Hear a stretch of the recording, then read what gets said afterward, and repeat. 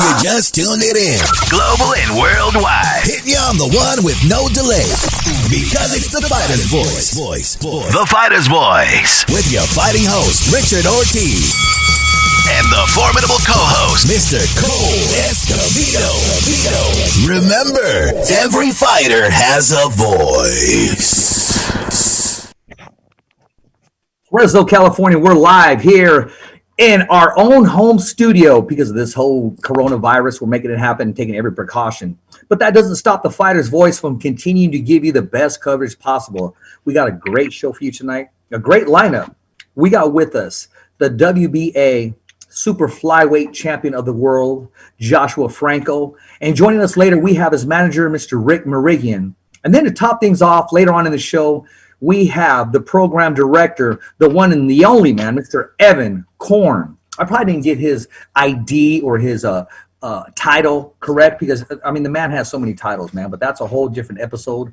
We'll cover that once he joins the show. I want to just jump right into this. I want to welcome our guest. As you know, he was in a great fight this Saturday. When I say great, because anything that brings controversy or anything that brings viewership becomes great. The numbers were right and the viewers were right. And the outcome, it just goes the way it goes. We got no control over that. So, ladies and gentlemen, in still, the WBA super flyweight champion of the world, Mr. Joshua, the Professor Franco. Welcome to the show, Josh. What's up, man? Thanks for having me again. My pleasure, man. My pleasure. You know, just coming back from, you know, the bubble and coming back from your fight, you know, how did you regroup once you got home, once you got out of the bubble? You know, everything went good, you know, once I got out of the bubble, once I got home to my family, you know, just, you know, they were, you know, to get home safely with me and my family, you know, just and to see them because I hadn't seen them in 2 months. So it was good to see all of them again. Right, I can imagine. I know you and your brother, Bam Rodriguez, man, you guys are very close. I mean, whenever you're in the ring, there's a little bit of him inside that ring with you, and it's safe to say vice versa, correct? Yeah, of course. Yes, sir. Well, let's talk about this, man, because the last time I spoke to you, you know, you just won the bout, and things continue to grow for you. And I'm talking about, you know, the addition of your manager, Rick Merigian, signing that big promotion deal, you know, across the way, man. Talk to us about how your life is changing every single day. Yeah, I mean, you know, ever since you know I signed the deal with you know with Rick Merigian and MTK, you know, everything's it's been going better. You know, there's been talks with you know big opportunities for me, and you know I know you know Rick's been working hard, you know, for me, and you know with the little time that I've been with him, you know, so. You know, it's going good. Everything's going good. No, that's good. And first of all, you know, congratulations. And let's talk about the fight Saturday. You know, I'm glad both men made it out safe, and both men made it out with their heads up. You know, there's a lot of things that go on inside the ring as you know, as a fighter, and you're able to face not just your opponent, but you know, things that occur. You know, headbutts, cuts, knockdowns. You know, a hurt hand. But in this, it was just kind of freakish because, first of all, I want to tell you one thing. I was just looking forward to this. I already knew, you know, the main event spoke for itself, but I was so high on the co-main event. I mean, I'm telling you, ask anybody around me, I was like, okay, when the co-main event's on, I'm glued to the TV, man, and I was. Yeah. Tell us about the first time walking in as a champion and the adjustments you had to make on Franco, because it was clear this was, I mean, I'm sorry, on your opponent, Maloney, because it was clear you were facing a different opponent. Yeah, you know, walking into the ring with my belt, you know, as a champion, you know, I felt really good. You know, I had that confidence in myself that you know, I was going to come victorious. You know, that was in my mind, you know, the whole time walking to the ring. You know, I just felt really good. You know, I had a great camp. So, I mean, I was just really confident going to the ring and, you know, with my team behind me. And, you know, like you said, you know, Maloney came out like he wanted to prove something. You know, he came out sharp, came out strong. And, you know, I mean, he wanted, you know, to get the belt back. And, you know, I'm sure he trained hard, you know, for the fight. Can I be honest with you, Josh? Yes, of course. Yes, sir. He came out the way you came out when you fought him. That hunger you had that first fight. Yep. The only one that would have stopped you that night would have been Jesus Christ. That would have been the only one that would have stopped you that night. And he had that. His look was steady and focused, but the way he came out, he really wanted to just, prove a point, like you said. Is that safe to say? Yes, sir. Of course. He was in great shape. I was in great shape, and we were gonna put on a great fight for the fans. Speaking of put on a great fight for the fans, because of our time schedule and all these questions, man, I want to cover as much as I can with you. And we can go a whole hour just kicking back talking boxing, because your boxing IQ, that's one thing I do want to add, is through the roof. And that's because of iron sharpens iron. I say it all the time. Where you train at, man, and at Robert Garcia's Boxing Academy, hands down, one of the top gyms in the world. Yes, I do want to ask you this, Josh. After the first round, did you know you were in with a different opponent? And let's talk about the headbutt. Let's talk about or the punch. That's what people are saying. But I want to clarify it and hear it through your mouth. After the first round, what adjustments did you have to make, and what was the concerns in the corner? What was the conversation like? In the first round, I fight the way I always fight. I came out calm. I came out, just seeing what Maloney was going to bring, and as everybody saw, he was coming with everything. But and me, I had no worries in my mind. That's just the way I fight. I start out real slow. I try to figure my opponent out. Give me a few rounds, and after that, it'll be all downhill from there. For my opponents. But yeah, I mean, I just knew I was gonna make the adjustments I needed to during the fight. That's just how I felt. Yeah, Maloney came out sharp. He came out strong. But to me, I didn't see it as a big deal. I knew that little by little I was gonna start getting his rhythm, his timing down. And I was gonna start bringing him down little by little. But unfortunately, the head clash happened in the fight, and I mean, it is what it is. I couldn't see. My eye was closed, and the ref had to do what he had to do, and that was called a fight. Josh, have you ever faced anything in your career such as the obstacle that you had to face last Saturday?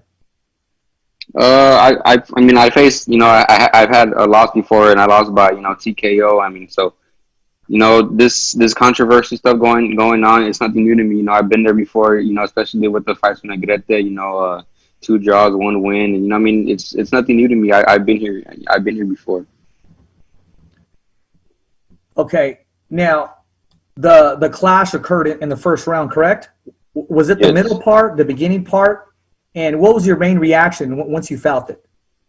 I believe it was maybe the middle part. I'm not too sure when it happened, but I know it did happen. And my reaction was, I was just confused because I stopped seeing out of the right eye. So, I mean, that was something that right there was something new to me. I had never faced something like that in my career. With my eye being closed and whatever. And, a head clash to the eye, I mean, that for sure was new. That was something new to me. Before we move on to these questions, what was the conversation like in the corner? I mean, did you feel the concern, as your cut man started to address the inswell, or even from your trainer, Robert Garcia? What was that conversation? I knew there, when I went back to the corner, the focus was on my eye because, it was closed. It was closed, or it was closing at that point. I couldn't see anything at that point. So, they were working on the eye or whatever, and, just trying to, figure it out. But, me, the whole time I was just remaining calm. I had no worries. I was in the fight at that time. So, that's something I couldn't, really worry about at the moment.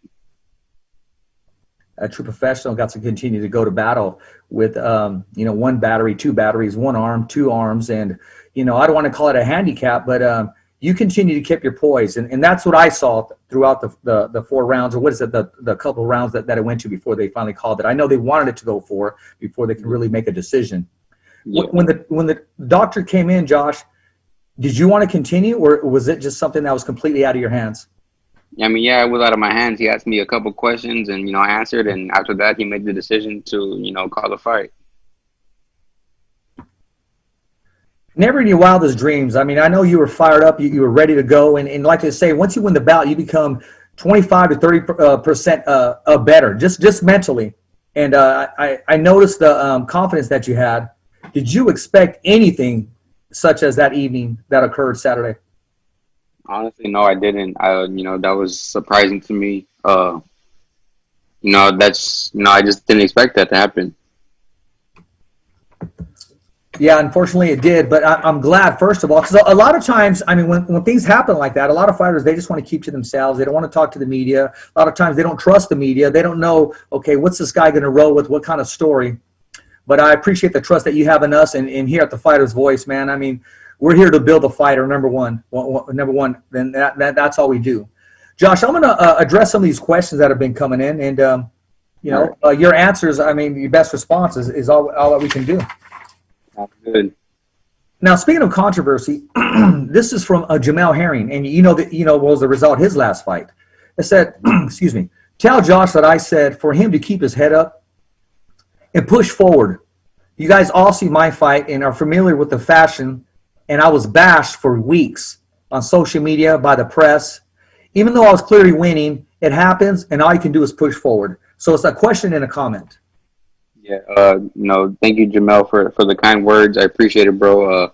Nobody knows what the boxer goes through. With training camp and the fighting. It's all hard, and nobody really understands us. And yeah, I mean, thank you for the words, Jamel, and I appreciate it, bro.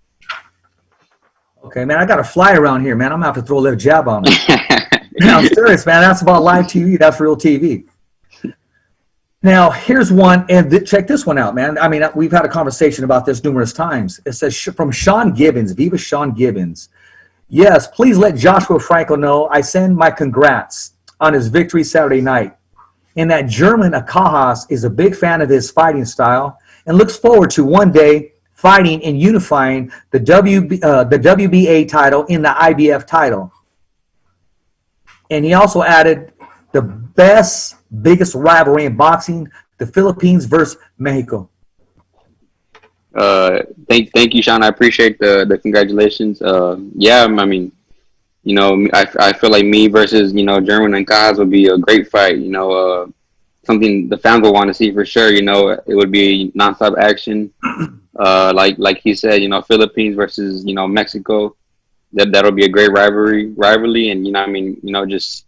I know we'll put on a great show, and we'll give the fans what they want to see and unify the belts. We spoke different times about that, me and you, Josh, before, and I told you, man, because I know you had mentioned Chocolatito at one time, but Akajas, his energy, I mean, that's going to be a barn burner, both you guys, when that time comes that you guys share the ring. Yes. I mean, I see it just, being a classic, and maybe one of two, maybe two of three, trilogy. Yep. I mean, who knows? Look at Pacquiao and Juan Manuel Marquez. They had great fights, and they had a great trilogy as well, and that would be legendary to do. Exactly. I'm glad you're open to that, man. A lot of times, fighters say, "Well, I'll leave it up to my manager or whoever they put in front of me." But I'm glad you take on these questions and these tasks, and we get to see a side of you that a lot of fans are hungry and thirsty. To see, true words from a true fighter, from a true warrior. Now, here's a great question. When I read this question coming into that, I said, man, these are great questions. This is coming from Andy Vincent, South Tiburon from San Jose. It says, how do you feel that nobody from Golden Boy was there to support you? I did feel, I felt down about that because, I didn't have any support, from, Golden Boy with me at the fight.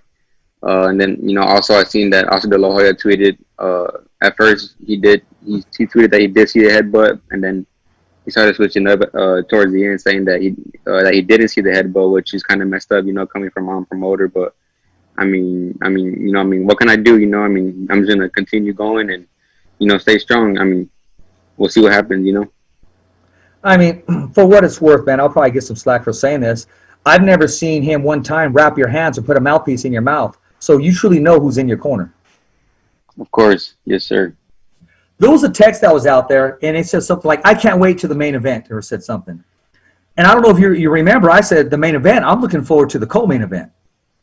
Yeah. Yeah. Yeah. I mean, that's just real talk. We're keeping it real here. Yes, sir. Now, here's another one, Josh. I know the answer to this, but I know the fans want to ask you. Again, this is from Andy Vincent. Would you give a third fight in Australia to Maloney like Bob Arum wants? Are you willing to go down to Australia, down under? I mean, we'll see what happens. Am I willing to give him a third fight? Yeah, why not? I mean, the way the fight ended, that's not what the fans wanted to see. So, the third fight, of course, I'll give it to him in Australia. I mean, we'll have to see what me and my team say about that. It says, I know they really want this third fight. It seems like they're in a hurry to try to get this belt back. What are your thoughts on this? I mean, they're hungry for the belt. I mean, I don't blame them. They want to be world champions again. So, but for now, I have the belt. I'm still the world champion, and we'll see what happens. Right on. I mean, there's a lot of questions there, man. But I just got to ask you some questions, and I got to give you the platform right now. I shared with you. I know next Tuesday we have. We're scheduled to have Andrew Maloney on the show. He's going to be on here on the podcast. And when we have a platform, we leave it it's for the fighters, as you know. And no need to explain myself, but at this time, he's listening and watching. Do you have any words for Andrew Maloney? I mean, I have no words, for him. Just, stay in shape, and then, be ready. And, I mean, just stay blessed. I mean, there's whatever happened. It is what it is. And, I mean, we'll see what happens next. That was a class act. Now, I got to ask you this, man. What's it like working with Rick Murigan? It's good working with him. It's pretty simple. He does all the hard work. And, yeah, I mean, it's just great working with him, man. He's a hard worker. Anything that I ask him, he's on it right away. He doesn't take any breaks. He's always on it. He's always on to something. So it's great working with him, and it's great having him as my manager. You're a hard worker as it is, and Rick's just joining us right now. You're a hard worker as it is. How much of his work ethic has rubbed off on you? Well, he has a very good hard work ethic. I feel like I was born with that as well. So I feel like we have that in common. Even before we met, I know he's a hard worker. I'm sure he knows I'm a hard worker in the gym as well. So I mean, that's just something that we have, that we're like each other. What are those conversations like, man? I mean, does he just blow up your phone? Does he email you? Does he get upset when you don't answer your phone? No, he doesn't get upset. And whenever he has some news for me right away, he's letting me know. He tells me give me a call, or he'll call me right away. So I know he's on it. Yeah, exactly. I know he raises the bar. Hey, welcome to the show, Rick. How you doing, man? Good. Busy. Okay. Ladies and gentlemen, the manager and of many fighters, and the man that wears many hats, many titles. Welcome to the show, Mr. Rick Murigan. So, Rick, hey, what's happening? I don't know if you caught the beginning of the show. I was asking Josh, about Saturday night, of course, and how he adapted inside the ring, and how he had no control over the outcome. Those that did have control over the outcome was the Las Vegas Commission. What was your take, Rick, on the long time? I believe it was like 26 minutes to finally get a decision and finally get a clear answer. I think they got it right. I think that they shouldn't have took 26 minutes. I definitely understand Arum and Top Rank's frustration with stuff. They were doing their job for their fighter. That's what they're supposed to do. They're promoting Maloney, so they're going to do everything they can for their guy. But notwithstanding that, they got the call right. And if it would have went the other way, I was there to contest it with the commission, speak to the media, and do my part, for our side. Our promoter wasn't there, or any representative from Golden Boy, so I would have had to, deal with it myself. But I would have been more than enough, I think, to handle it. Rick, you've always supported and backed up your fighters. I don't care. I've seen you go all the way to Las Vegas just to join in and weigh in, and then head back, or just to get some documentation signed. How different was it this time? I believe this was your first time entering the bubble. How different, and how did you have to adapt to it? Because you kind of like your freedom, So I just called and said, hey, I'd like to appear for Franco, and did a quick COVID test that they had on site. There was approximately 100 people that they allowed go into the bubble to watch the fight. directly close up. You just had to take a 20-minute COVID test, and that was it. Again, I was shocked though that no one from Golden Boy was there, or anyone. That was disturbing to me. This was a young fighter that put on a hell of a performance last time, one of their world champions, and I just don't understand how not one person was there, from that side. But to me, it was easy. I just picked up the phone and called, and they said no problem, like they always do. Hell, shoot, Golden Boy, give me a call. I'll put the hat on. I'll go represent for you. If you can't make it down there, I'll go represent. I'll be more than happy to represent Joshua Franco and the rest, the professor, man. I mean, when you have a champion there, and I don't know, it has no words. Exactly. I don't know what to say. I don't want to bash anybody. I'm sure they have their reasons, Rick. Go and join me if you want to on this, Franco. Rick, what conversations did you and Joshua have after the fight? Where he knew, okay, it's in good hands. I don't got to worry about anything else. I just told him, don't be down or listen to anybody. They got the call right. You can't do anything after 2 rounds. In fact, I think he, in the last fight, lost the first 2 rounds and then pulverized the guy and destroyed him. So, he didn't even get a chance to do his normal game plan. So that was it. He's still the champion. He's in the driver's seat. I told him, and if anything, he has a lot more options now and will command a lot more money, coming up. So, just reminded him of all those things, because he's a fighter and wears his heart on his sleeve as well. So, it's just important for him to know that stuff. I just want to see if he was all right afterwards. I know he went to go get checked out. He said he was fine. So that was the extent of the conversation afterwards.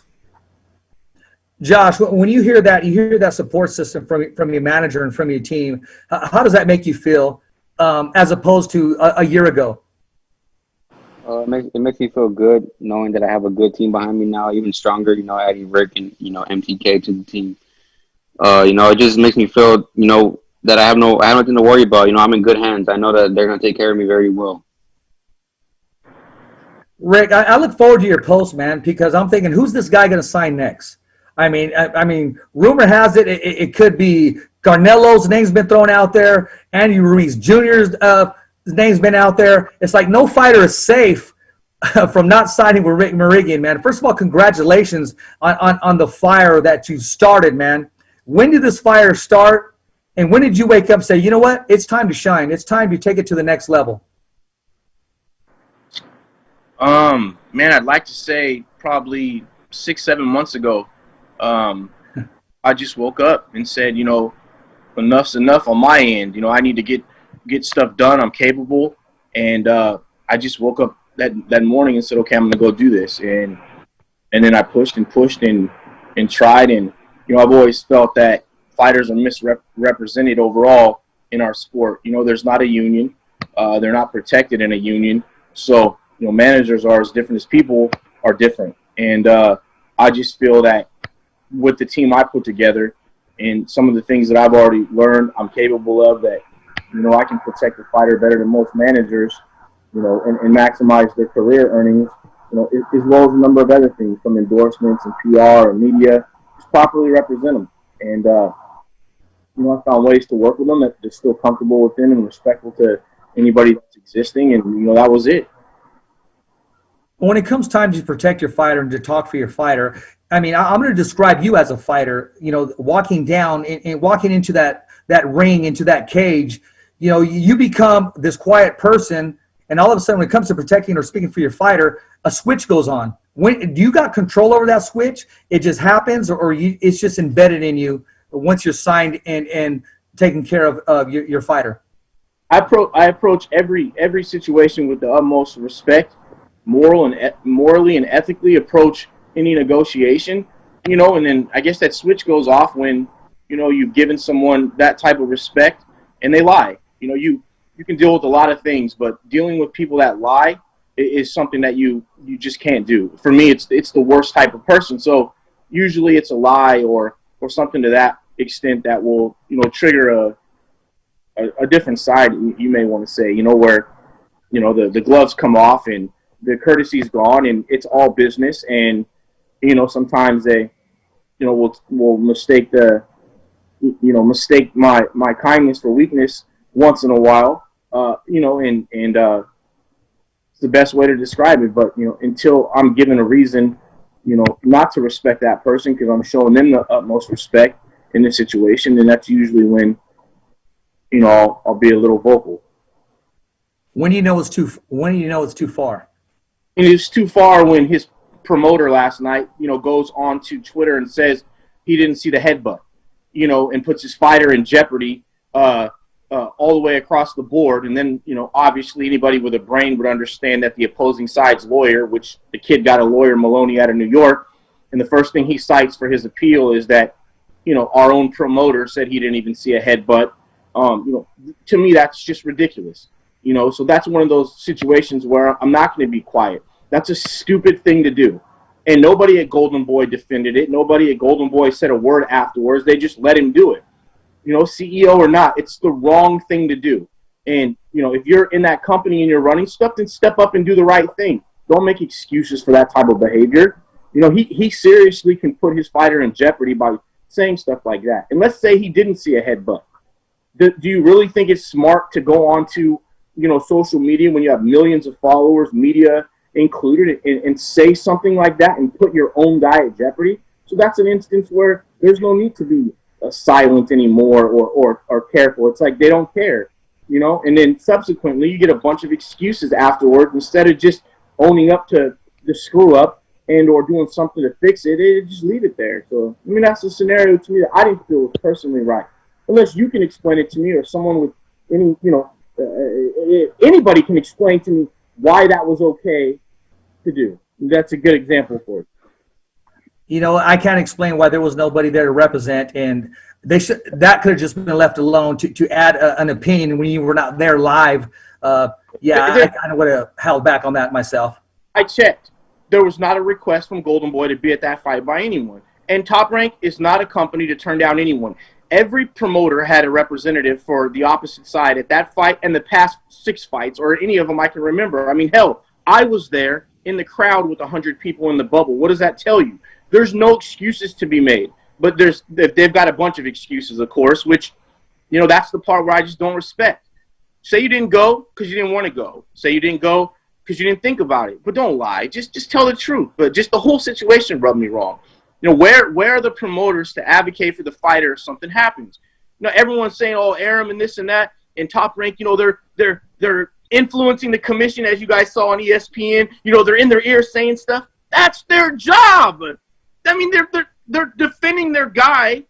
It's Maloney's promoter. That's what you want to see from your promoter.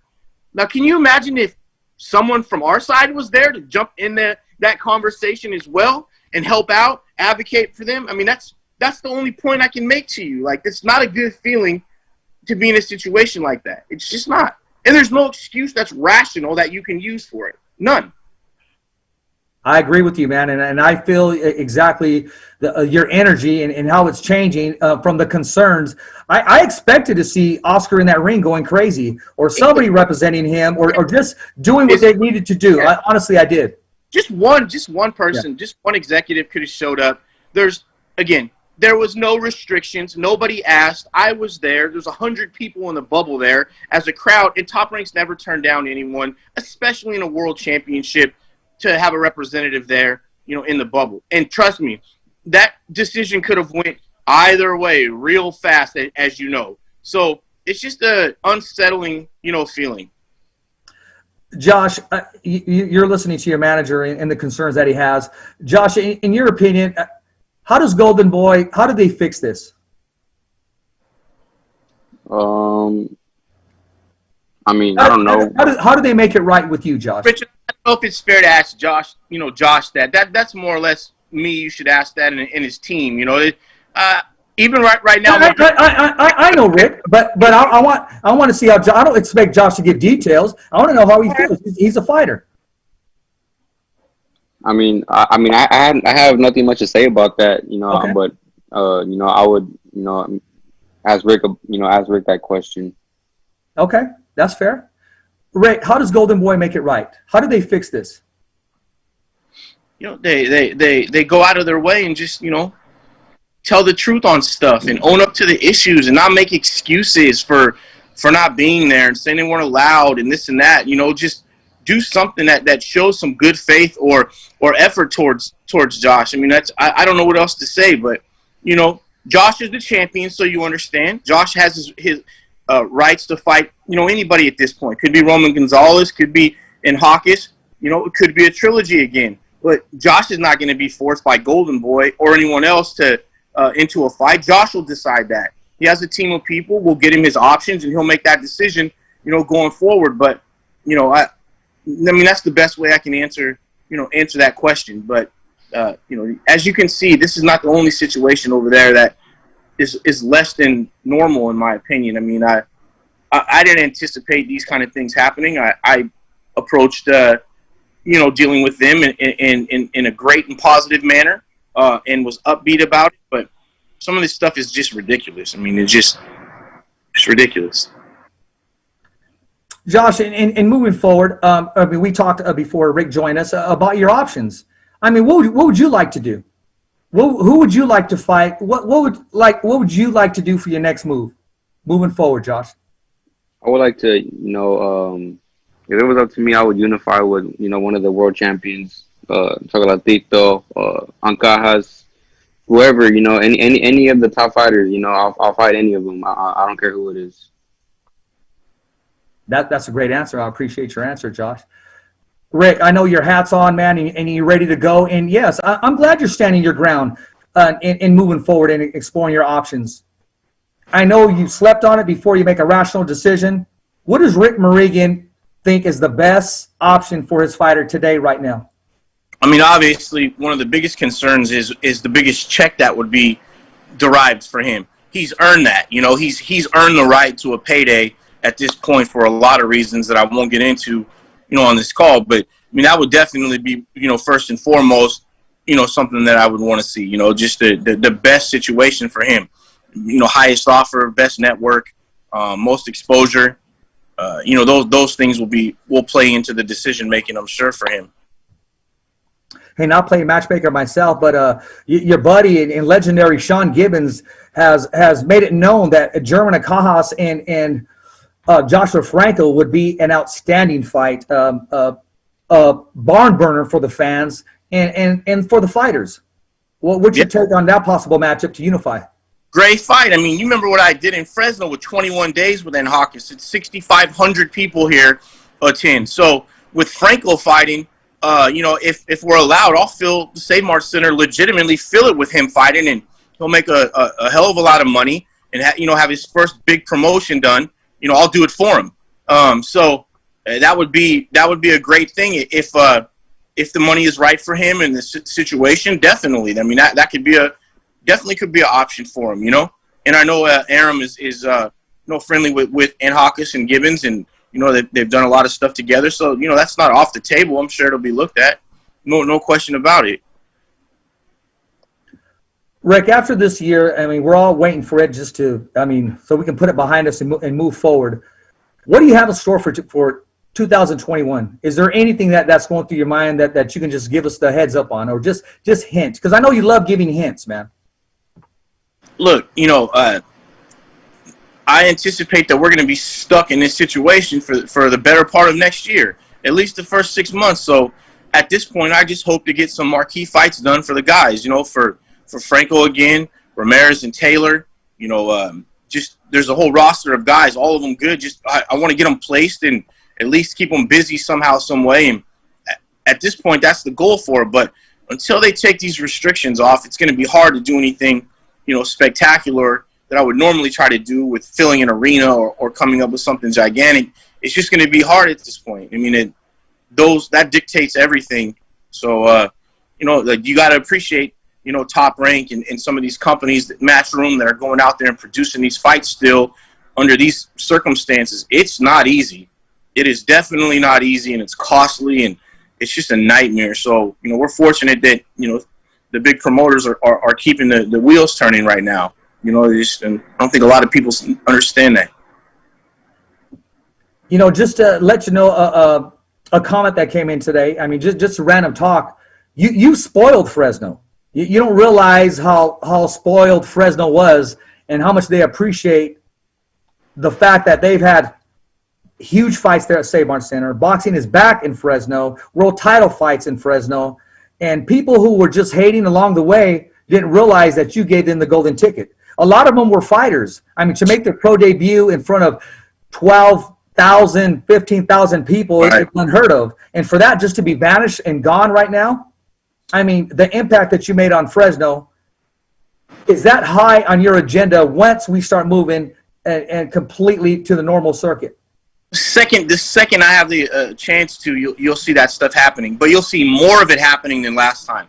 Because with having 10 guys now and multiple promoters, you'll see me dealing with different companies. So you'll see more fights. You'll see more fights at the casinos, the arena. You know, I plan to be, 3 times as busy literally than I was before. So I can't wait for the market to open up. So, I mean, that's probably the best surprise I can tell you is you'll see a lot more stuff than I did prior just by having these relationships with different people, MTK, Top Rank Matchroom. You'll see a bunch, even Banner with Ruben Villa. You'll see some stuff, happening in Salinas, close by. Like, we got to get the market open to do all these things. No, I agree with you, and we look forward to that. Josh, before I cut you loose, because we're going to have Evan Korn on the show, and I want to give him some freedom and some time. Let me argue with him for 2 seconds. I'm going to leave you on there, Rick, and that'll be pretty neutral. But, Josh, what do you got to say to all the fans and supporters that continue to watch you, support you? And, you made a statement the other day, these are my true fans who've been here since day one and stick with me. I mean, you put that because you were feeling a certain way. What do you have to say to all the fans, again, that are supporting you and that are Team Franco? Gotta, want to say a big thank you to all my real supporters. Like I said, all my real fans, to my team for having my back always. And, just continue to support me because, you're going to continue seeing great things from me. Well, you definitely got the support right there. As you saw just a little while ago on your show, on this show here. That has a good ring to it on your show. This is your show, Josh, right? This is your show. As you got to see your manager say, hey, Richard, well, address it to me. That's not the question. But that just shows right now that your manager has your back 100%. How does that make you feel, man? Because I knew when he said that I was going to ask you this question that I'm asking you now. Yeah, it just makes me feel good. Like I said before, I'm in great hands, with my team, and I have no worries. I know that they're going to take care of me very well. Josh, I will add to that. You're in great hands. I mean, you're in great hands. How many fighters today would love to be training 24/7 at Robert Garcia's Boxing Academy, him in your corner? How many fighters will love to have a manager, shark out of water? I say that because he eats up every opportunity possible, and Rick Merigian. What other fighter would love to be iron sharpens iron with the Mikey Garcias, the Jose Ramirez's, the Virgil Ortiz's, and you never know who is going to walk through that door at Robert Garcia's Boxing Academy. You are truly blessed, my man. Yes, sir. Like you said, it's a blessing. I'm blessed. I'm in good hands. So, like I said, thank you to all my supporters, all my fans. Thank you for having me again. And, just thank you to my team as well. Thank you to Rick, MTK, Robert, everybody. Josh, how can we follow you, man, on social media? You can follow me on Instagram at Professor Franco and Twitter, Joshua Franco _. Okay, I know Rick's working on this right now, man, but when those shirts come out with the professor on there, I'll order my own, man, and I'll contribute, man, to support Team Franco. So just know that. Appreciate it, bro. Thank you. Oh, you're welcome. I'm going to let you go, my man, and, I'm also a supporter, and I follow what you do. You already know that. I'm going to go ahead and wrestle with your manager right now. Have a good night, man. Josh. Thank you. Thank you. You too. Bye. Right. Josh, rest up. All right. See you, Rick, later. Rick, as you know right now, we're going to be joined shortly with Evan Korn. I can't wait. That's one of my most favorite people there is. He's a cool dude, man. I just heard, hey, don't piss him off is what I've been hearing. So not you personally. I was just advice to me. Said, Richard, he's cool people, but no, that's smart. That's definitely one guy you don't want to rub the wrong way. But it'll be fun to tangle with him for a few minutes. Yeah, he'll be joining us, and when he pops up, we'll address it once he comes on. So, Rick, what's it like for you, man? I mean, your daily schedule has checked in. I mean, what do you do? You text your fighters in the morning, good morning, how's everything going? Do you communicate with them? Do you send them emails, or what is it that you do? What's your routine like with your fighters? So, normally before I go to bed each night, I just do I draft an email to myself, empty out my head of everything I have to do, who I have to call, what I have to get done. And then I usually, nowadays I've been waking up around 3:30 in the morning to stay on top of the work. I'm sure that'll come down a little bit, but right now, just there's so much stuff to get done.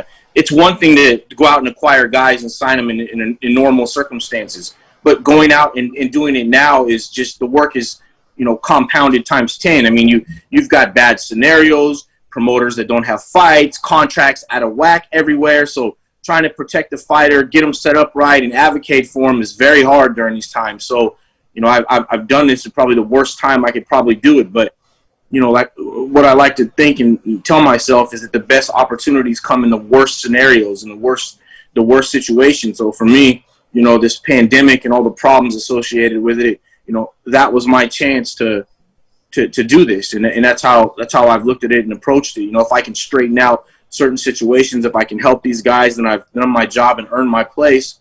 And that's how I viewed it. Right on, man. I mean, that's to the point. Evan, are you joining us here? Are you here, Evan? Oh, there you are, my man. Hey, Richie, what's up, man? How's everything going?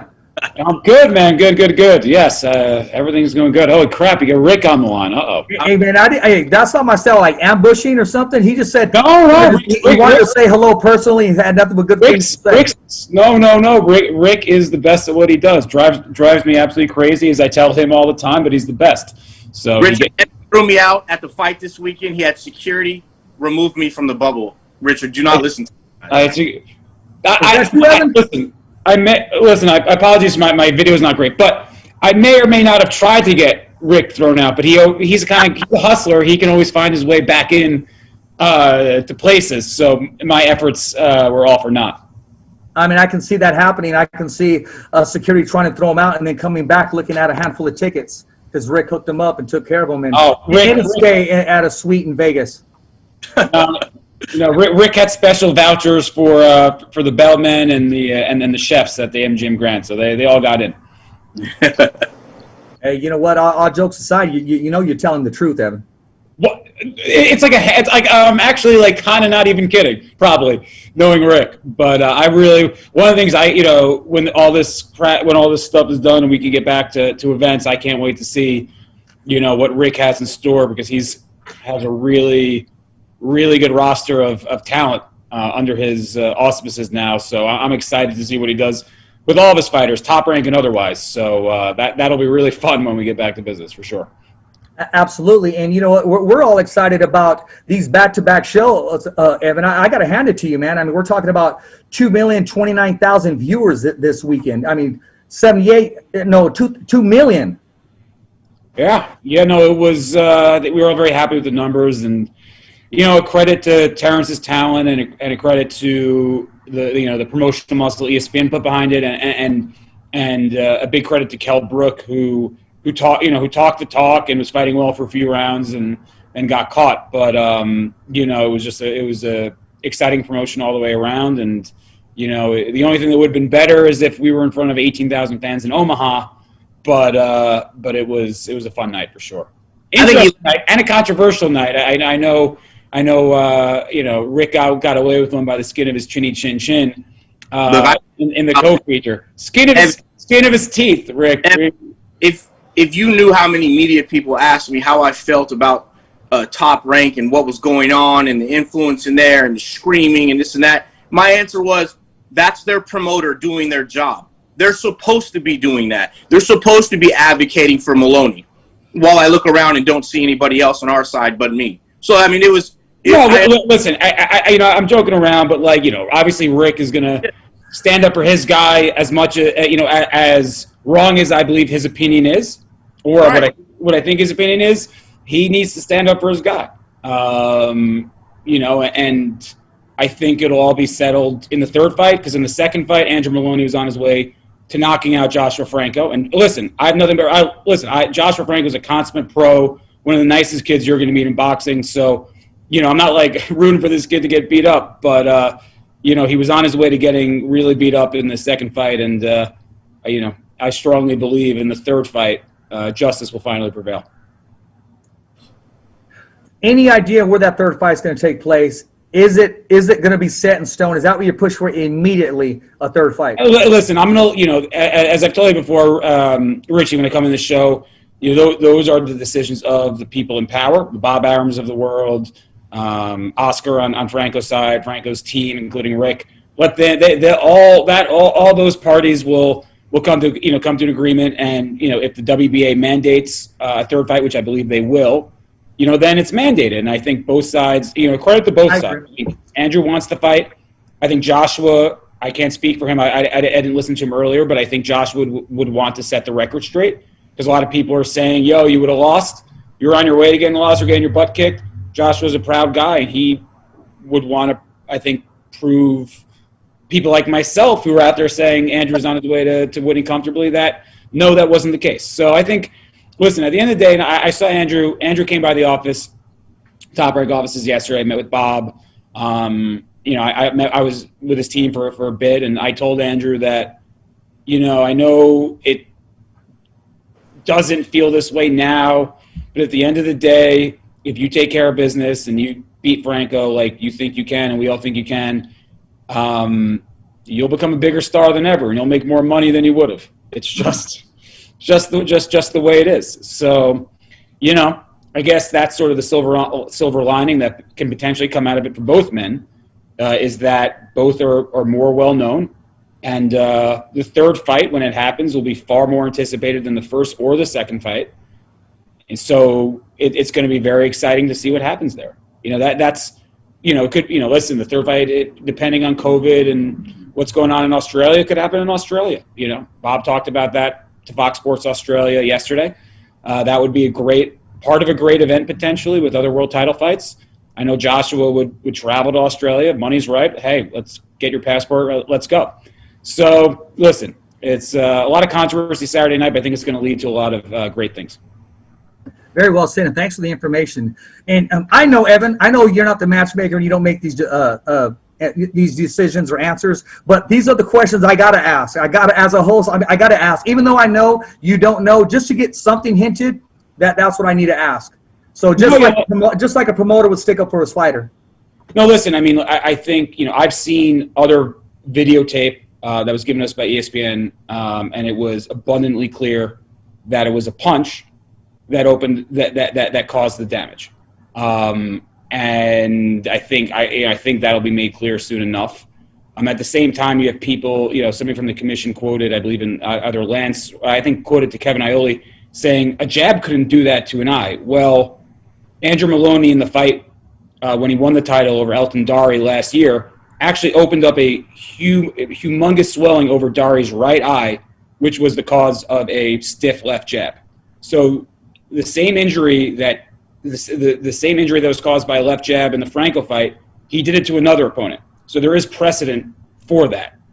It's people are saying a jab can't do the damage. Well, the first knockdown in the Terrence Crawford-Kell Brook fight was started with the punch that led to the sequence where the referee called him a knockdown against the ropes was a hard power jab. So to say a jab couldn't cause that is lunacy. Now, whether you want to argue that it was the headbutt first, that's one thing. But Andrew Maloney has proven he can do that to a guy's eye with a jab. He did it once. He did it again Saturday night. That's a fair answer.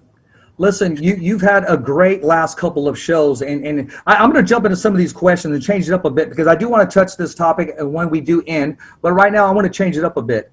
Wait. On those shows that you referenced, he credited quite a few people for these numbers, but he left out a few people as well that I think, Evan and his team have created press and PR and storylines for the Lopez fight, the Crawford fight. Those things are what boost those numbers for the viewership. Absolutely.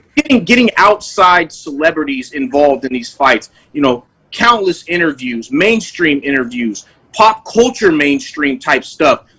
They work tirelessly to promote those fights. Him and his associates, Gardy Lopez, on the Spanish side. Evan and his team they're just like promoters when a fight is coming that big. And look, he's already got his storylines for a possible third fight. Listen, it ain't possible. It ain't possible, Rick. It's going to be mandated, and your guy's going to have to take that fight. And listen, and I can't listen. The fact that you're with Joshua Franco, and the fact that you're advising, but you're also a promoter and the jack of all trades. Actually, a registered manager. But whatever your title is, Rick, you have 87 more titles. Just like whenever somebody asks me what's Rick's title with Jose Ramirez, it's like manager, advisor, promote. He does it all, and so I'm actually excited about the third fight because I know Rick's going to have some great stuff up his sleeve for the third fight. We'll go back and forth on Twitter.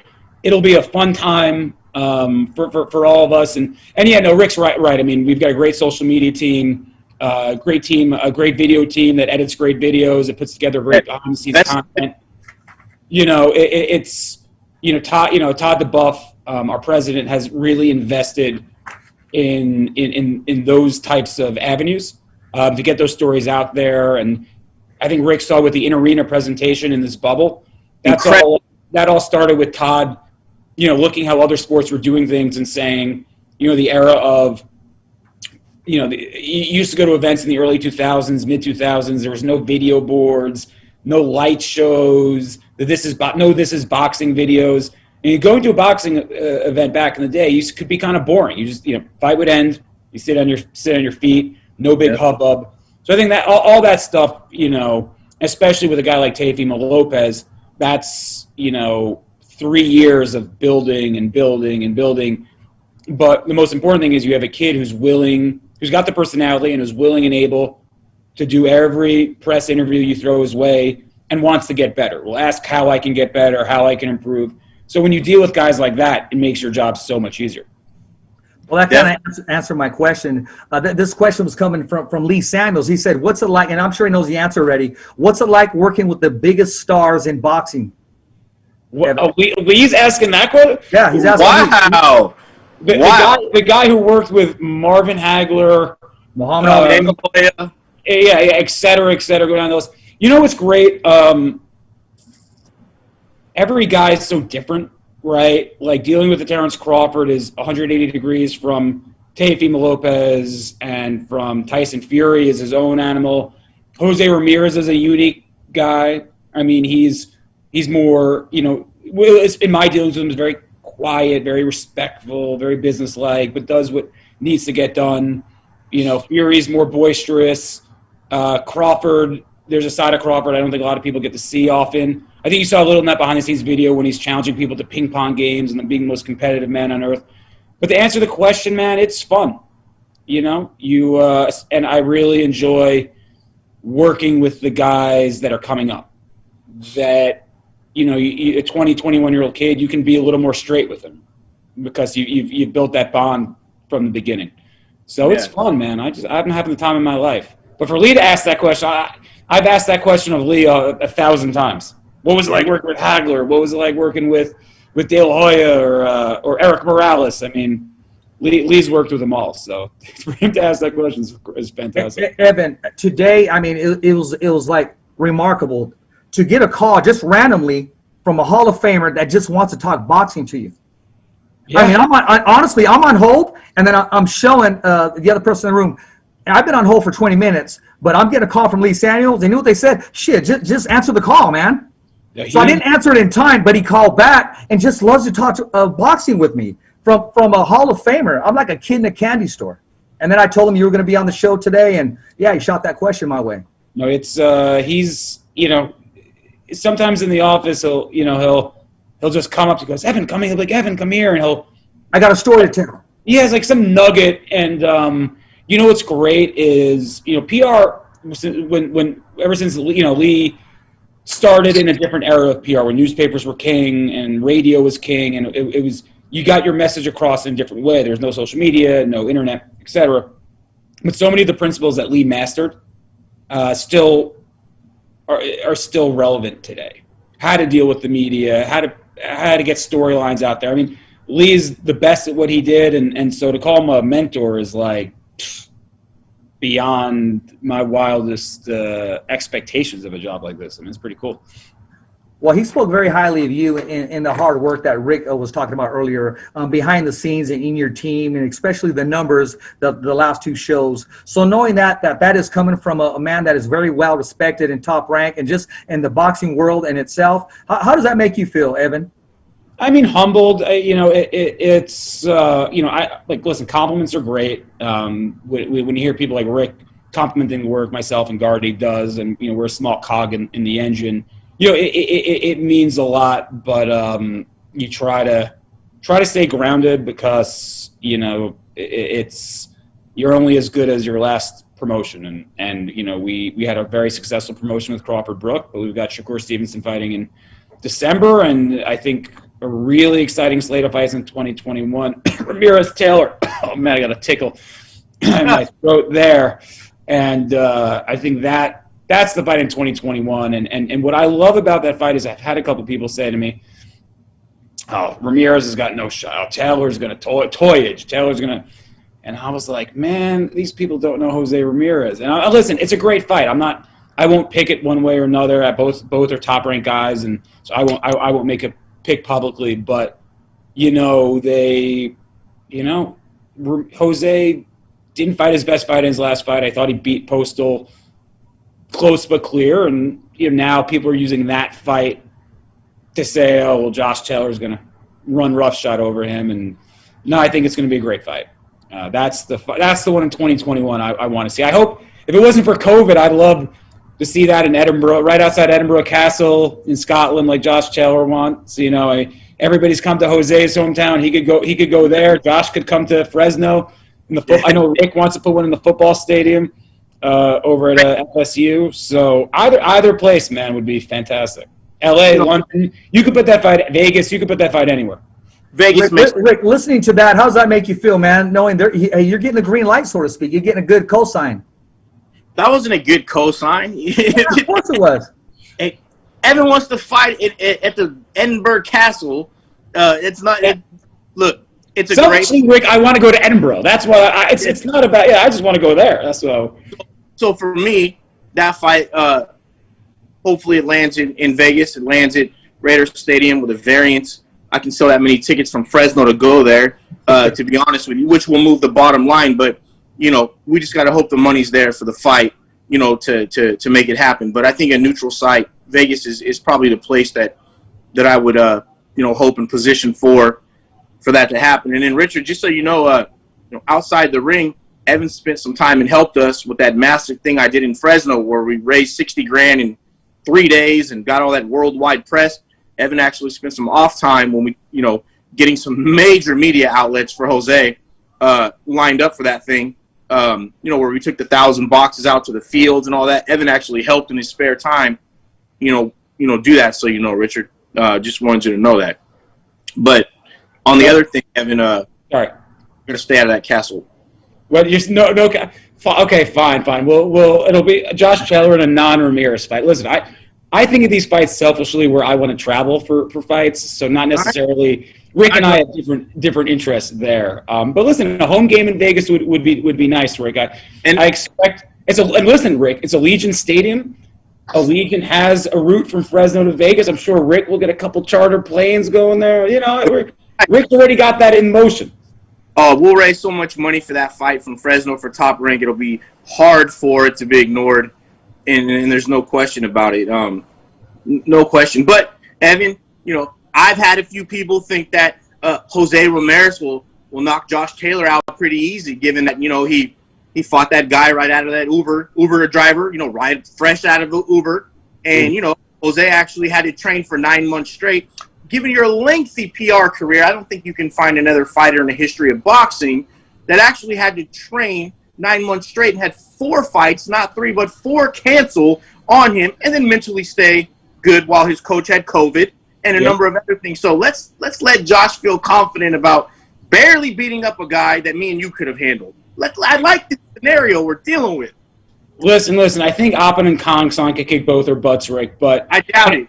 By the way, they don't have Uber in Thailand. They have a thing called Grab. So then he's driving that bike. They drive around like I had to get in London, where they wheel you everywhere. He definitely wasn't a fighter. Listen. It was unfortunately, it was a mandatory that sometimes mandatories are good. Other times, other times mandatories don't work out the way you want. But no, you're right. Like Jose, listen, and not even what happened with Jose in this last camp. Right. You know, he's had the most run of worse luck. The Danny O'Connor situation. Oh, that was horrible. That was horrible for me too that night. Remember? I've never listened. I'm not making. Rick almost fainted that night. No, that weigh-in, Rick almost fainted. At the weigh-in, when news came down at the weigh-in, and I'm not making light of what happened. I'm just saying I've never seen somebody more upset in my life. Like you could see the blood just went away from Rick's face, and he's like 3 months of work down in the you know what. And I think we all felt tremendous. You know, listen, it sucks for all of us, but somebody has time and money invested in it. We saved it. Though. We had the fight still go on the next day. Yeah. But it was scary. Brad Jacobs talked me off the ledge that night. That was it for me. I'm like, this is too much. If I survive this, there's nothing I can't survive.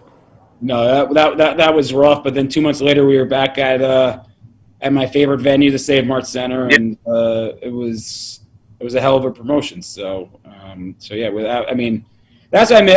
That's what I miss. Man, I'm sure Rick does too. It's the going to these cities and. You know, in this job, I've gone to travel. You know, listen, I've been to Fresno 6 times. I would have to travel. I don't think I've ever would have. Yeah, Rick. I think outside of LA, which I've had to travel for a lot of other stuff, I haven't been to any other city for boxing more than Fresno. So I blame Rick for that. But Fresno's a great fight city, and you know, you get to. I know every corner of Fresno now. I go there. I run. Stockton wasn't too far away from Fresno. Remember Stockton? No, I got in Fresno. I was running early morning by the ballpark. It was a little dark. It was like 5:30, 6 o'clock. Running those like auto body shop things by the Chukancy Park, and I was chased for a little bit by somebody who was under the influence. It wasn't a very long chase. I think they were like they didn't know what I was or what I was doing. So that was my Fresno story. I kicked into third gear to get back to the Radisson or the Ramada or wherever that time is. Well, I mean, just around the corner, you do got like a little homeless complex there. Rick knows where I'm from the hotel there. Was it Sound Arena around that area? Yeah, it's definitely humbling to see that for sure. But when you're running at 5 a.m. getting chases, you're not worried about that. You're just like, you know. So I got some good speed work in that day. Well, I mean, are you sure it wasn't Rick chasing you, man? having you sign off on something? Hey, can he sign off on this? He's probably chasing you. Yeah, listen. No, Rick's good. Rick doesn't need to chase, man. Once I get a second email from Rick, I go, oh crap, I got to kick it into high gear for sure. But yeah, that's so. I listen. I miss going to places like Fresno, and even Stockton, man. Like, yeah, I've told people this many times, and. The loudest. This is 3 years of Top Rank, so I can't speak to what happened before fights like Chavez Martinez. But the loudest I've ever heard a venue. Listen, because every big pay-per-view, big super duper star that we have, the loudest I ever heard a venue. Gabe Flores in Stockton when he knocked that over the kid. Joe Tessitore said that too. Which one? Joe Tessitore said that live on air. Yeah. Tessitore said it, and I agree. It was like a jet engine going off, man. That was special. It was just incredible. That was an emotional fight. I think that's what the stuff about his mother, the empty seat I had sat there by the ring, the coverage from ESPN, the storylines you guys got done. Okay. I mean, it just made for an electrical night, you know, and it just was amazing that night. So I know Rick's got plans to do that in Sacramento one day. Fill up the big arena where the Kings play, right, Rick? That's the old. We've talked about going back to Stockton again as soon as COVID opens up with Flores and or Sacramento. So yeah, we just got to get this thing opened up in California, and there'll be a lot of fun stuff to get done. All these guys are so mature now. I mean, Flores is 20-0 right now. I mean, that's how fast time flies. You know, I remember being at the Win when we did a press conference on the Pacquiao Vargas deal. You know, just time's flying. All these young kids are, you know, they're coming into their moment. So we need this COVID to lift. Yeah, no, listen, hopefully at some point, vaccine, who the hell knows. But, you know, Gabe's another kid. You know, I met him. He was 18 when I met him. Now he's like he's almost drinking age. So it's like crazy to see how time flies and how much he's matured in just 3 years has been pretty incredible, and how much he's improved as a fighter. I mean, when guys are 17, 18 years old, sometimes it'll, there are very few Wilfred Benitez's out there. Like at 17 can win a world title, and Gabe wasn't ready for that at 17, but I think he'll be ready pretty soon, and that's exciting to think about. Yeah, Gabe's come a long way. He's come a long way, maturing both inside the ring and outside of the ring, and at that young age to share his story with the world and what he stands for. I mean, it says a lot, and what kind of character he has, and what he brings to the sport of boxing outside of the ring as well. And listen, if you're in Stockton, I think Gabe Flores has a smoothie sponsorship. I saw like 18 billboards and posters with Gabe Flores is hawking like, I don't know what, it was like a smoothie or something. So I'm sure they own that. They own a gym and a little like health and nutrition thing where they make all that. Yeah. So he's a smart kid who's doing the right thing. So it'll be exciting to see what comes next. Yeah, I want to ask you guys this, man, before I let you guys go. Working together and with the way you guys go at it, all jokes aside, and man, I mean, you guys rub off on each other. I use this all the time when iron sharpens iron, knowing that you guys both push forward for top rank and push forward for the fighters. I mean, it's great for the sport. It's not the norm all the time that you have a promoter and that you have a great communication such as yourself, Evan, on at the same time, getting along and keeping it real for the sport of boxing. I didn't say a word because this is great entertainment. I mean, you guys are welcome back any time of the day. Rick, I'm just going to have you as like a surprise guest every single time, man. Just have you pop in. Yeah, no, exactly. Listen.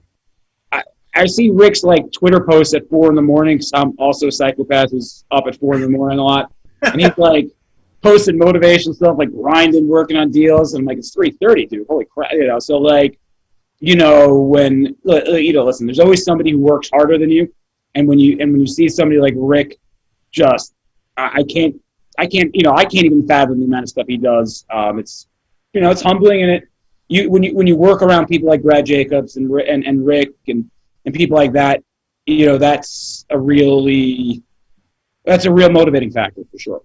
Hey, Richard, don't let him off the hook that easy. Listen, I drove him crazy at first, Richard. It took us a few fights before we learned how to deal with each other. Hold on, Richard. Let me stop you.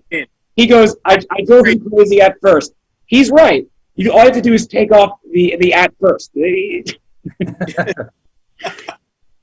No. It's like, I think in the 3 years, though, we only had one blowout. And that lasted for about, 4 days. And then it was like, okay, back to business.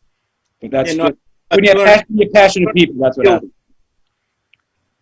4 days, that's all? That's it?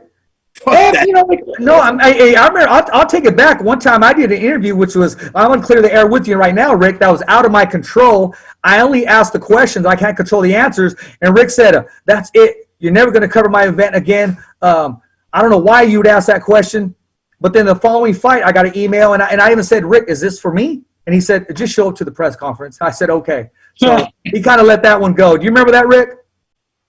I don't. I'm scared to ask what you asked me, but I'm going to do it. What did you ask me? No, I was interviewing Daniel Valdivia, El Chapolin, and right off the bat, it wasn't even one of the questions. He said, "Yeah, I'll fight Jose."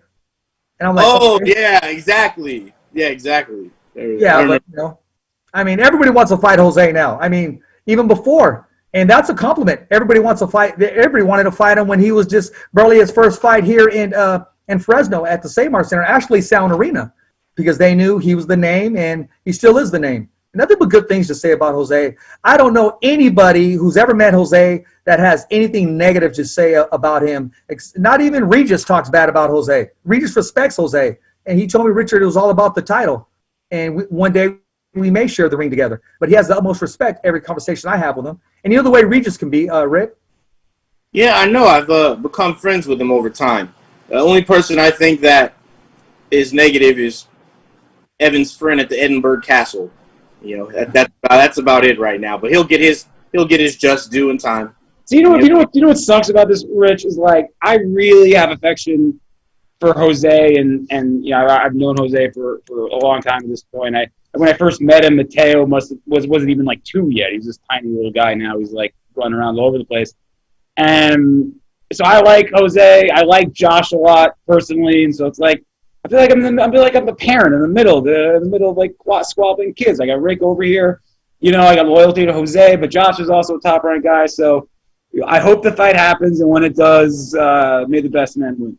I honestly think that's the most competitive fight that the sport has seen and has been made in the past 5 years. I mean, I don't know another fight where two undefeated Olympians in their prime, both unified world champions, stepped in the ring. I know you would know. And then also the implications after being the first Mexican in the history of the sport in any weight class to hold all 4 belts with a victory. That is going to be a special fight, Evan. Special. Yeah, I mean, I think I think Wilder Fury 2. I mean, hindsight. You can look back in hindsight, but everybody said that that was basically an even money fight at the books, and so that was a rare pay-per-view fight where you had a real 50-50 in terms of the odds makers and stuff. But Ramirez Taylor, listen, I think the bookmakers would probably make Josh a slight favorite. You got that UK money that would come in. Yeah, did that. Hooker I'm just saying how the bookmakers. In reality, I think it's a 50-50 fight. And I can't wait. Hopefully 2021, here we come. I hope you have the most fun with that fight. The most storylines, the most angles. I mean, that's got to be the one that I hope it's your shining moment also in guarding the team. I hope that one just becomes the one. Well, Josh will have plenty to say. So, yes, he will. Josh will have plenty to say, and I'm sure you'll get Jose to throw hands a little bit. I'm sure. I think Josh Taylor will be able to get it out of Jose. That's going to be a great fight, and if it does make it into the second half of the fight, that's going to be an exciting second half of the fight. I think that fight's going to tell many stories, and I agree with you, Rick. I also agree with you too, Evan. I see that fight going back and forth, 2-1, 2-1. I think day of it's going to be a pick'em fight. And it's great for boxing. We know what every man brings. Josh Taylor's team knows what they bring. They bring the whole UK with them. Jose Ramirez, that fight is going to make him a global star. Very well deserved. He's there every single fight, and it's just the only thing stopping Jose and being a household name is opportunity.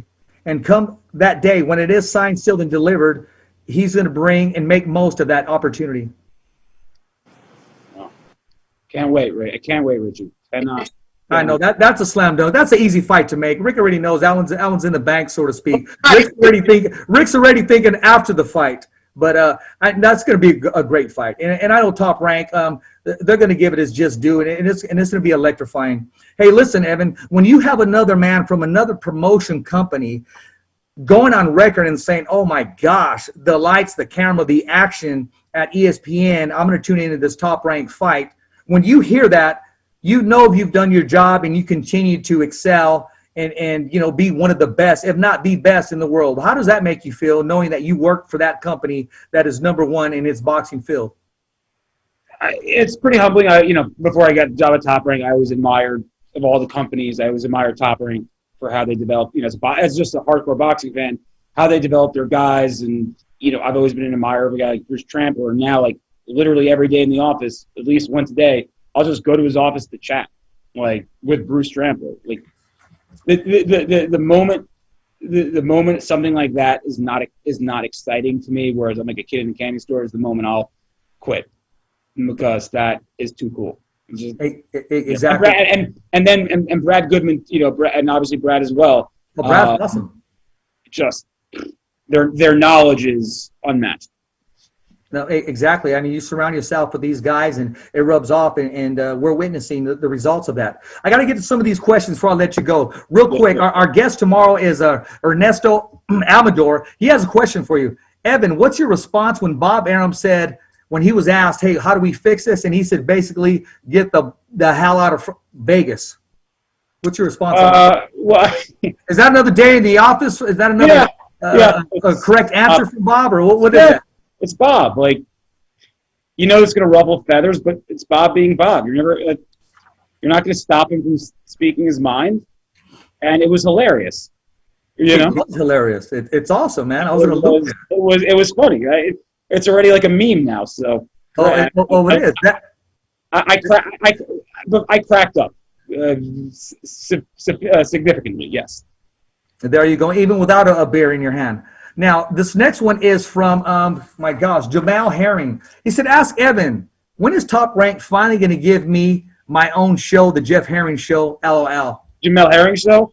Yes. Yeah, you tell Jamal every press conference that we have, he always worms his way into the camera, and it turns into the Jamal Herring Show. So he's had plenty of Jamal Herring shows. So, yeah. Maybe tell him when him and Frampton are signed. We'll put it on. There you go. That's a fair one. And I'm going to just go skip ahead to this one right here. How did you get involved in Top Rank? How did you land your position? Long story short, I was a publicist out here in Vegas working for a company. Brad Jacob, I talked a lot of stuff on Twitter about boxing. I somehow got to the attention of Brad Jacobs.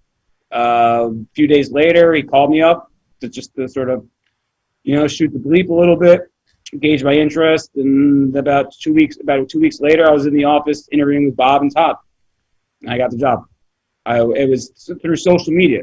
You always hear about people who get in trouble and get fired for saying stuff on social media. I'm the opposite case. Like, my love of boxing and the passion I brought to it on Twitter ultimately led to me getting this job. So I can't, so thank you, Twitter, I guess. Hey, absolutely. It provided an opportunity. You made your own opportunity, and you got the attention of the right people. It opened the door. And I had to sort of bang through it. But without Twitter, I wouldn't have got the job. So there you go. Hey, man, before I let you go, man, what do you got to say to all the fans and the followers that support Top Rank, support what you're doing, and just support the whole cause of keeping boxing positive? No more black eyes. Well, listen, man, I hope boxing fans support all boxing and all promoter shows, and and support good shows and support good boxing. And I think nowadays, especially with social media, there's too much. There's too many. I'm a fan of this promoter. I'm a fan of that promoter. I'm a fan of this promoter. Listen, at the end of the day, we want to put on great fights, and if we put on great fights, the fans will respond. So I thank everybody, because I'm a boxing fan at heart, and I was a supporter of the sport before it became my living. But so thank you. But support everybody. A lot of hardworking promoters putting on great shows, and so watch it all. Rick, my man, hey, I know you got something brewing, man. Can you tip us off just a little bit before I let you go? What do we got going for Robert Garcia's Boxing Academy? I know you kind of are kind of leading that direction in managing that part. Can you tip your hat about anything coming our way? So I do manage him. I signed him. I have a contract with him. So I've got a big announcement in about a week and a half with a humongous endorsement deal that I've done for him. Actually, 2 of them.